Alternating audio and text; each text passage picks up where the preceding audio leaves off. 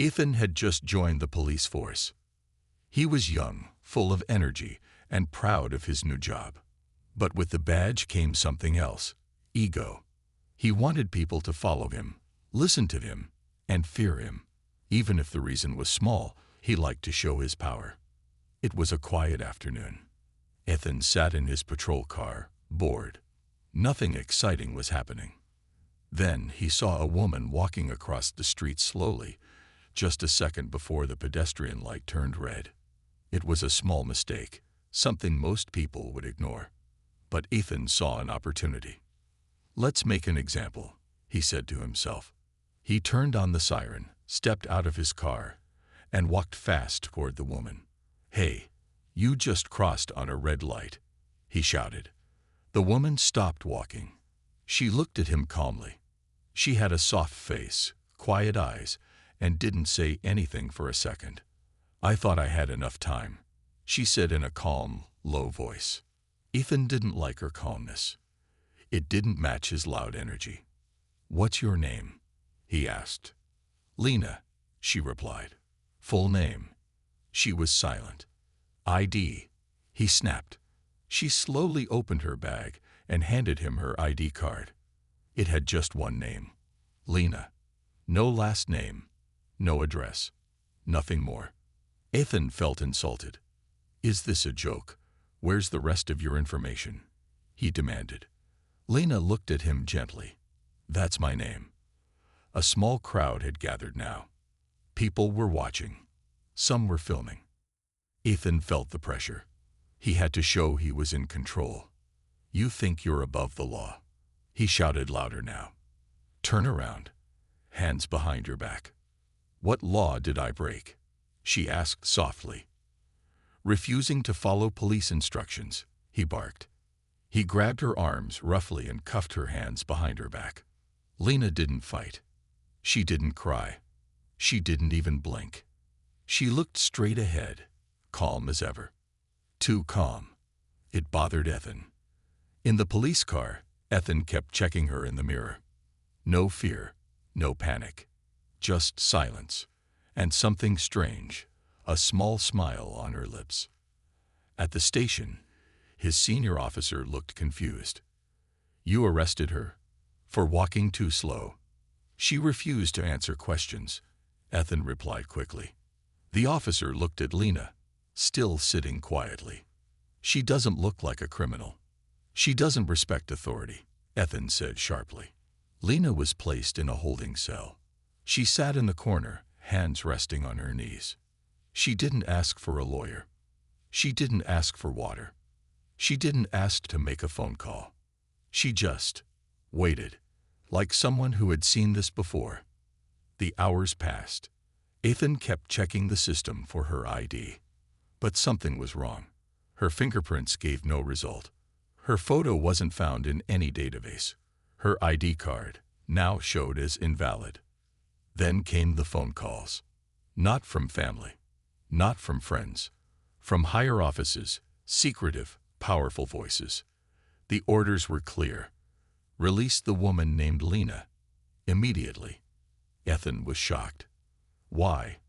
Who is she? No answer. Just one warning. Do not speak to her again. He asked his senior officer, but even he looked nervous now.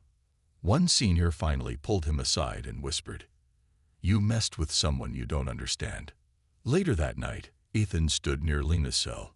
She stood up, walked to the bars, looked straight into his eyes, and spoke her first full sentence since the arrest. "You have no idea who I am." Ethan froze. Her voice was not loud, but it was powerful, confident, calm, final. She turned around and sat back down. No more words, no more looks, just silence. The next morning, she was released without charges. No explanation, no file. As she walked past Ethan, she stopped for 1 second, then leaned close and said softly, "You should choose your enemies more carefully."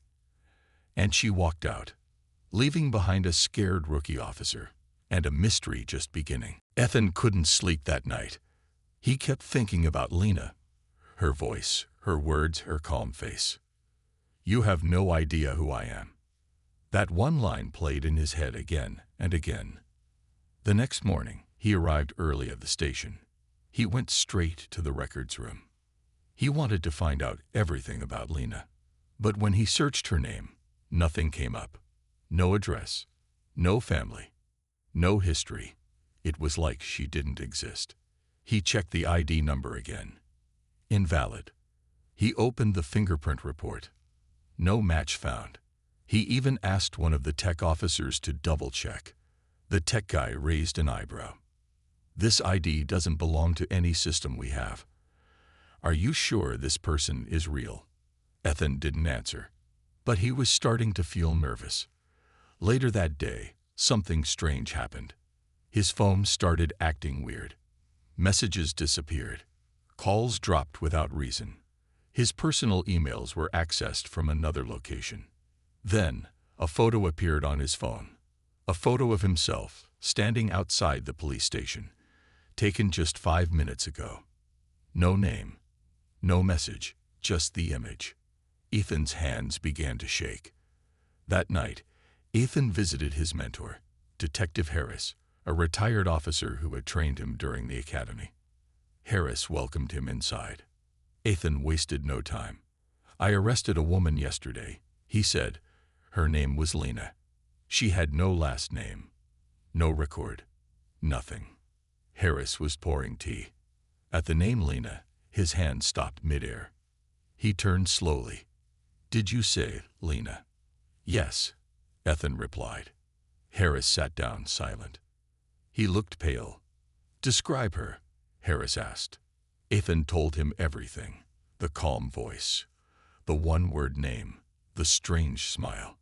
Harris leaned back, eyes wide, then said quietly, "You need to forget her, Ethan." "What do you mean? Who is she?" Harris didn't answer immediately. Then said, "Some people don't live in the system. They work outside it, above it." "You mean like a spy?" "No, higher than that. She worked for groups that don't have names, agencies that don't exist on paper." Ethan didn't believe it. "She didn't look dangerous." "That's why she's dangerous," Harris replied. "There are rumors," he continued. "Years ago, there was a woman like her, took down a whole drug network without ever being seen. They say she vanished after that. Some say she was betrayed. Some say she disappeared to protect something or someone." Ethan swallowed hard. "And now she's back." Harris nodded slowly. "If that's her, then she didn't let you arrest her. She let you think you had control." Ethan went home that night with more questions than answers. He sat in the dark, staring at his wall. Then he heard a knock at the door. A man in a black suit stood outside. No name tag, no ID. "I'm here for a quiet talk," the man said. Ethan didn't speak, just nodded. The man stepped inside and handed him a sealed envelope. Inside was a photo of Lena, in military uniform. Younger, stronger, holding a sniper rifle. Below was a note. "Do not follow her. Do not ask questions, or you will disappear next." The man left without another word. Ethan stood frozen, staring at the photo. Lena was not a normal woman. She was something else. Something trained, silent, deadly. At the station the next morning, Ethan tried to act normal. But something was off. Two people were sitting in the chief's office, both in suits, talking quietly. When Ethan walked by, one of them looked directly at him. No smile, no emotion, just a stare. Later, his computer locked him out. His badge access was restricted to only public areas. No files, no reports. Ethan asked his chief what was going on. "You're being reviewed," the chief said shortly. "Why?" "Because someone powerful wants to know why you arrested her." Ethan's heart sank. The job he was proud of was slipping away, all because of one mistake. He thought he was showing power, but now he was learning the truth. Real power doesn't make noise. It moves in silence, and it always watches. That night, Ethan sat on his bed. A message came on his phone.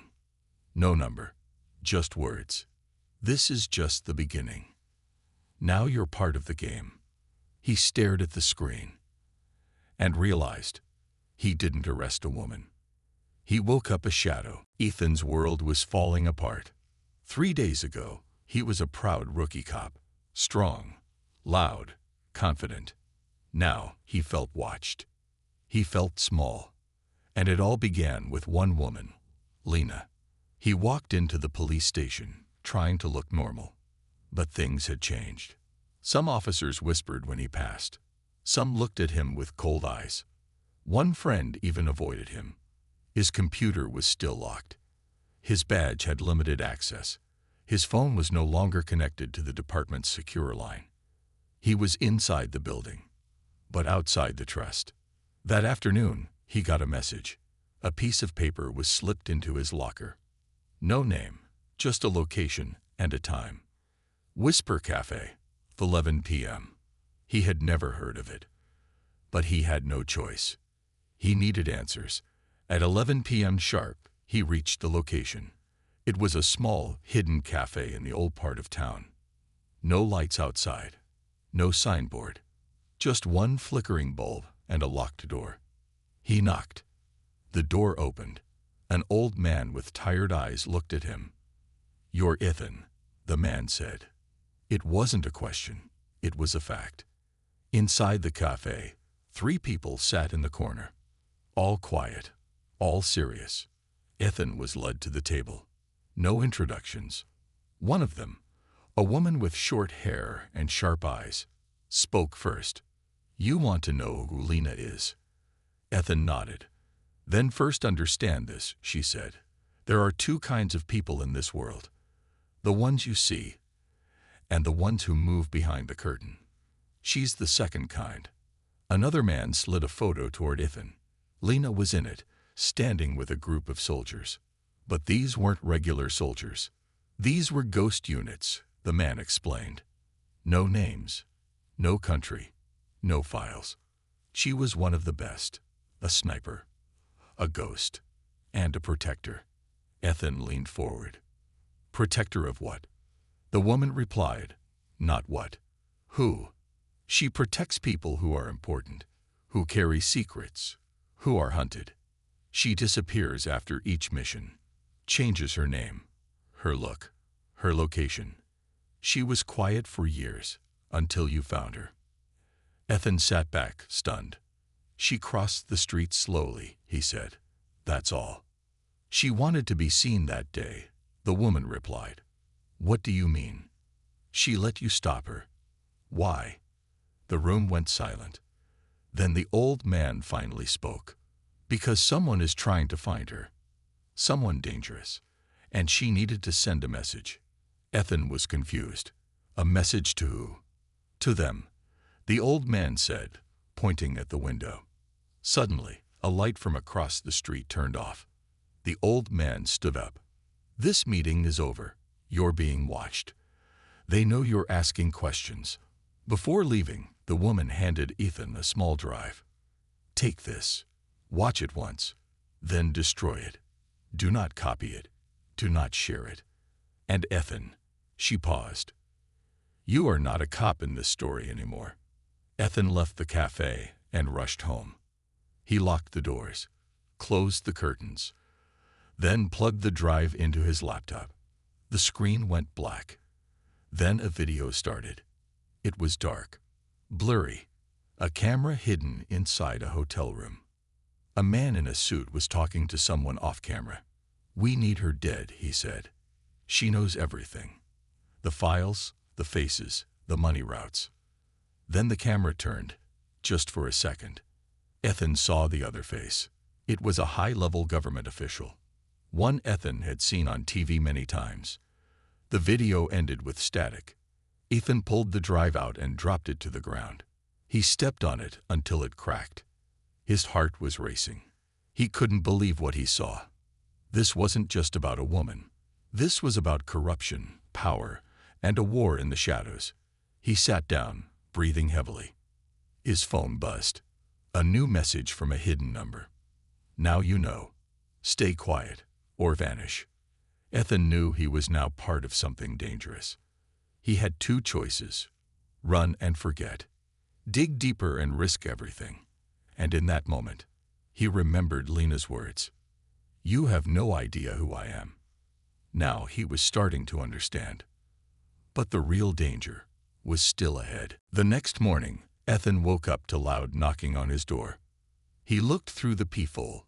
Two officers from Internal Affairs. Dark suits, cold faces. One of them showed a badge. We need to talk. Ethan opened the door slowly, his heart beating fast. They didn't waste time. You're under review for the wrongful arrest of a civilian named Lena. Ethan stayed silent. He knew this wasn't just about rules. This was about something bigger. He was being watched now, controlled, tested. The officers searched his apartment. They asked about his phone, his laptop, his files. They didn't find the flash drive. It was already destroyed. Before leaving, one officer leaned close and whispered, Curiosity is dangerous, Officer Ethan. Then they were gone. Ethan sat on his couch, thinking. He couldn't trust the department anymore. He couldn't trust the law. But he needed someone, anyone, who could help. He picked up his phone and called the only person who had warned him before, Detective Harris. They met in a parking lot, late at night. No cameras, no noise. Ethan told him everything. The Whisper Cafe, the video, Lena's past. Harris looked worried. You should have stayed away, he said. This is the deep end now. You're swimming with sharks. I didn't ask for this, Ethan said. But now you're in it. Harris replied. You've seen too much. You're either useful or you're a problem. Harris handed him a paper. It had a name. Raphael Gray. Ex-military. Hacker. Off the grid. If anyone can help you disappear, it's him. Ethan memorized the name and burned the paper. Later that night, Ethan took a cab to the edge of the city. Old buildings, broken roads, and silence. He found Raphael in an underground tech lab hidden behind a junkyard. The man looked wild, long hair, tired eyes, surrounded by screens. But when Ethan said Lena's name, Raphael's eyes sharpened. She saved my life once, Raphael said. Now she's in trouble. That means everyone's in trouble. Raphael started digging. Lines of code flashed across the screens. Ethan saw maps, names, emails, all connected by red lines. At the center, Lena. She had worked on top-secret missions, exposed drug lords, silenced war criminals, and now she was being hunted by the same people she once protected. There's a contract on her head, Raphael said. Not from the streets, from governments. And they're using you, he looked at Ethan, to smoke her out. Ethan's stomach turned. They wanted her to come out of hiding. That's why they let me arrest her. Raphael nodded. She gave herself up, sent a message through you, a warning. Just then, the power flickered. Raphael's screens glitched. They're tracking us, he said quickly. They've found my location. They packed everything in seconds. Ethan and Raphael jumped into an old van and drove off. Behind them, the building exploded. A fireball lit up the night sky. They don't ask questions, Raphael said while driving. They erase everything. Now, Ethan knew the truth. He wasn't running from a mistake. He was running toward a war. And somewhere in the middle was Lena. Later that night, as they hid in an abandoned warehouse, Raphael handed Ethan a small chip. She left this, said if anything ever happened, give it to the one officer who arrested her. Ethan looked at it, confused. Raphael smiled. That's you, genius. Ethan plugged it into a burner phone. A video popped up. It was Lena, recorded days ago. She looked calm, like always. If you're watching this, I trusted you. I let you see me, knowing it would pull you into danger. Because I need someone who still believes in truth, someone not owned by them. She paused. They will come for you. They will lie, scare, and break everything you love. But if you stand with me, we can bring them down. Not just for me, but for everyone they silence. This is bigger than both of us. She looked straight into the camera. Are you ready, Officer Ethan? The video ended. Ethan stared at the screen, frozen. He had a choice. Turn back, or stand up. And for the first time in days, he felt something new. Purpose. The warehouse was cold and quiet. Ethan couldn't sleep. Lena's video played in his head again and again. If you stand with me, we can bring them down. He had made his choice. There was no turning back now. Raphael was already awake, working on his laptop. He turned the screen toward Ethan. I found something, he said. They're moving a data package. Big files. Top secret. All records of Lena's missions. If we get it, we get proof. Where is it? Ethan asked. Raphael zoomed in on the map. Government black site. Hidden as a tech research center. Guarded. Silent. Off the books. Ethan leaned closer. Then we break in. They planned for hours. Raphael created fake IDs, hacked access cards, and set up trackers. Ethan studied guard schedules, escape routes, and emergency protocols. It was risky. If they failed, they'd disappear forever. But if they succeeded, they'd have the key to expose everything. The next night, they drove to the facility. From the outside, it looked normal. White walls, security cameras, a quiet parking lot. But inside, it was a fortress. Ethan wore a stolen security uniform. Raphael stayed in the van, guiding him through a headset. You have 10 minutes, Raphael said. No alarms, no mistakes. Ethan entered through the side door. He walked with confidence, just like every other guard. He nodded at others, avoided eye contact, and kept moving. Left at the next hallway, Raphael whispered, Room 4B. That's where they keep the drive. Ethan found the room, swiped the fake card. The door clicked open. Inside, rows of servers, cold air, soft humming, and a silver briefcase locked in glass. He smashed the case, grabbed the drive, and turned to leave. But then, an alarm. Raphael's voice came fast. They know. You need to run now. Ethan sprinted through the hallway. Lights flashed red. Guards were everywhere. One saw him and shouted, Stop. Ethan didn't. He shoved past the guard, turned a corner, and ran straight into Lena. She was dressed in black, like a shadow. A hood covered her face. Ethan froze. What are you doing here? He asked. I'm here to clean up your mess, she said with a small smile. Before he could reply, she pulled out a flash grenade and tossed it down the hall. Boom. Smoke filled the air. Come with me, she said.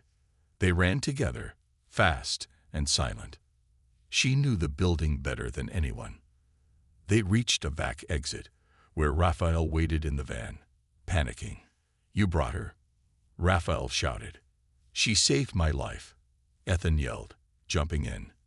They sped away into the night. After miles of silence, they stopped near an abandoned motel. Lena stepped out and faced Ethan. You weren't supposed to go alone, she said. They wanted you to. What do you mean? Ethan asked. They planted that drive, she replied. It's a trap. You were supposed to take it and lead them straight to me. Ethan's heart dropped. So they tracked me. She nodded. And now they're coming. Suddenly, Raphael's laptop beeped. He opened it, eyes wide. They've locked our location. 3 vehicles, military style, coming fast. Lena took a deep breath. Then we fight. She opened a black duffel bag, full of weapons and gear. Ethan stared. You were ready for this, he said. She looked at him, calm and sharp. Always. They set up inside the motel. Barricades, traps, smoke bombs. Ethan had never seen anyone move like her. She was focused, fast, silent. Not just a protector, a warrior. Minutes later, the enemy arrived. Black cars, men in suits, armed. They moved toward the motel carefully. Now, Lena whispered. They attacked from the shadows. Gas bombs exploded. Flashlights died. Footsteps ran in confusion. And one by one, the enemy fell back. Inside the smoke, Ethan and Lena moved like ghosts. Lena took down 2 men with silent shots. Ethan caught another off guard and disarmed him. But then, a bullet grazed Ethan's shoulder. He cried out and fell. Lena grabbed him and dragged him behind a wall. "You okay?" she asked. Ethan nodded, breathing hard. Still standing. The last man standing threw a grenade into the hallway. But Raphael, from behind the building, used a drone to drop smoke over the enemy's head. Lena shot. 1 clean hit. Silence. They had won. Ethan sat down, bleeding but alive. He looked at Lena. "Why didn't you run when I first arrested you?" She looked at him with tired eyes. "Because I needed someone on the inside. Someone who still cared." Ethan understood now. She didn't just let him arrest her. She chose him. Because she saw something in him. Something even he didn't know he had. Lena stood. "Now we move fast." That was just the beginning. Ethan stood too. "What's next?" She looked toward the dark road ahead. The real trap is still waiting. The motel was quiet now. Smoke had cleared. The ground was stained, walls broken, but they were alive. Ethan sat beside Raphael, his shoulder bandaged, pain sharp but bearable. Across the room, Lena stood by the window, eyes watching the horizon. She didn't speak much. She never did. But her silence said everything. The war had begun. Raphael broke the silence. "They know you're alive now. You hit back. They won't stop." Lena didn't turn. "I know." Ethan asked the question stuck in his mind. "What did you do that made them hate you this much?" Lena finally looked at him. Her eyes were tired but strong. "I didn't follow orders." She sat down, and for the first time, told her story. Years ago, Lena was part of a secret government team. They were sent to stop threats before they happened, before the world even knew about them. Lena was the best. Sharp mind, deadly aim, always quiet. But then, she saw something she wasn't supposed to. A mission in a small village overseas. They were told it was a terror camp. But it wasn't. It was full of innocent people. Women, children. Her team destroyed it. She tried to stop them. She failed. I reported it. I leaked the files. I thought justice would win. Instead, they came for her. Framed her. Called her a traitor. And hunted her ever since. Ethan listened in silence. He had arrested her for a broken taillight. And now he knew. She carried more pain than he ever imagined. "You didn't deserve this," he said softly. Lena looked down. "It's not about what I deserve. It's about what I can stop." Raphael stood and pointed to the stolen drive from the trap. "This was fake. But I dug deeper. I found the real files. Buried under layers of code. Hidden in dark web servers." He clicked a button. Videos filled the screen. Soldiers in secret. Villages destroyed. Names of powerful people. Faces known to the world. Ethan's eyes widened. This is it. This can change everything. But Raphael looked worried. "If we release this, we won't just be targets.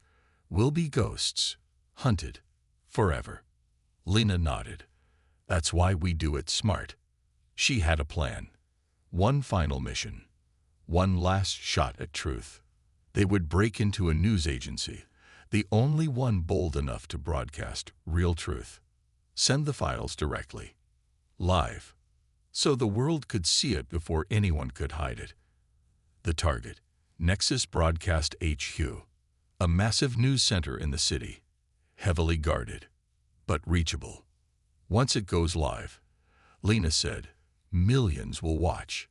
They can't kill truth if the world sees it. That night, they moved. Dark clothes, fake IDs.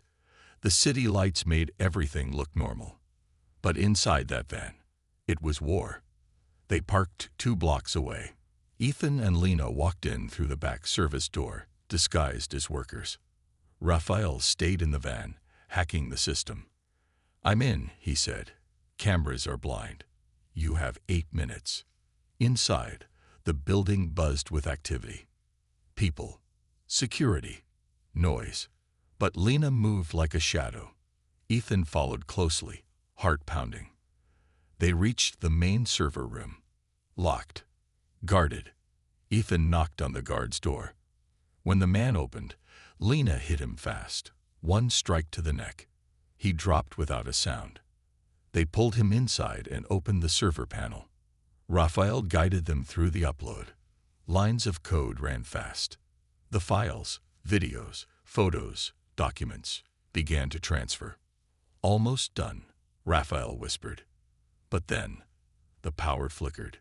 "They know," Lena said. "They're cutting the feed." Ethan grabbed a backup battery and plugged it in. Just a few more seconds. Raphael shouted. They heard footsteps. Shouting. Armed men.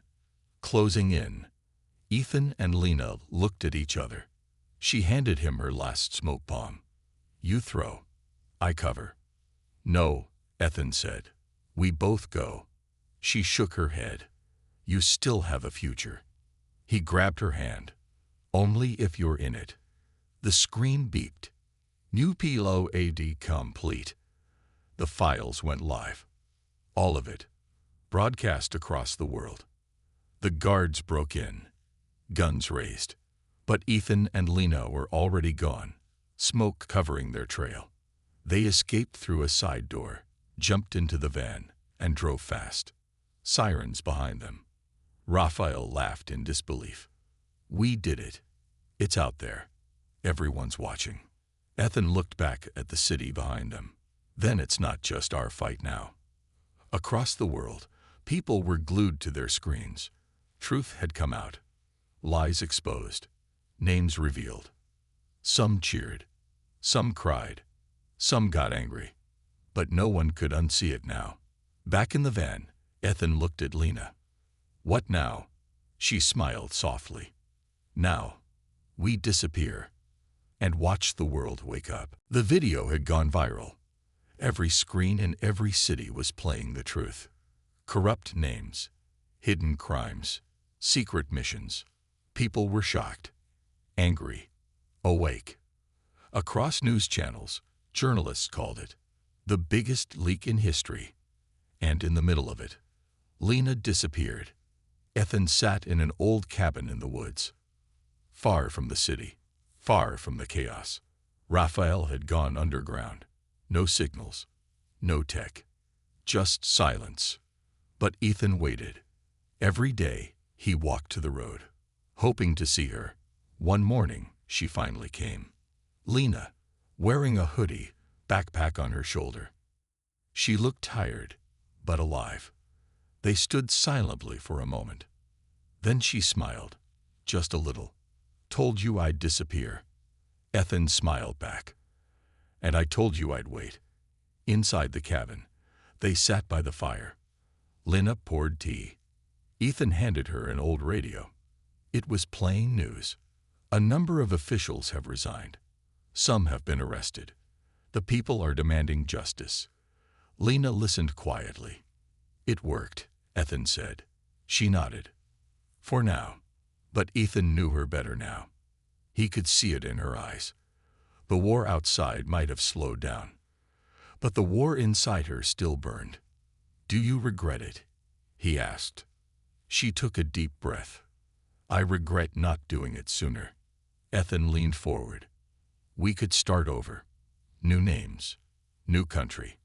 I know someone." Lena looked at the fire. "Running isn't peace, it's hiding." "Then what do you want?" She looked up. Her voice was steady. I want to stop running, and I want to fight smarter. Ethan understood. She wasn't done. 3 days later, they moved again. Not as fugitives, but as ghosts. They built a network, quietly. Raphael reconnected, built secure systems. They found others, people who wanted to expose the truth. Whistleblowers, former agents, honest hackers. Together, they formed something powerful. A small, silent group with one goal: truth without fear. They called it the Lighthouse, because in the darkest times, it showed the way. Months passed. The world changed. Some leaders fell. New ones rose. And Lena watched it all from a distance. She wasn't a hero in public. No statues, no medals. But in secret chat rooms, people called her the ghost who saved the nation. One night, while working, Ethan asked her, "Was this always your plan?" She smiled. "No, you were the unexpected part." He laughed. "I arrested you for a broken taillight." She nodded. "Best mistake you ever made." In a quiet room filled with screens, Lena sat down. Typed one message, a broadcast signal. To those in power who hide behind lies: we see you. We are watching. And we are not afraid. She hit send. The message appeared on millions of devices. No name, no trace. Just one symbol. A small lighthouse in the dark. Ethan stood beside her. "You think they'll come for us again?" She looked at him with calm eyes. "Let them." Outside, the wind blew. But inside the room, there was peace. 2 people. 1 mission. And a world that had started to change. Because a rookie officer made a mistake and arrested a woman who refused to stay silent.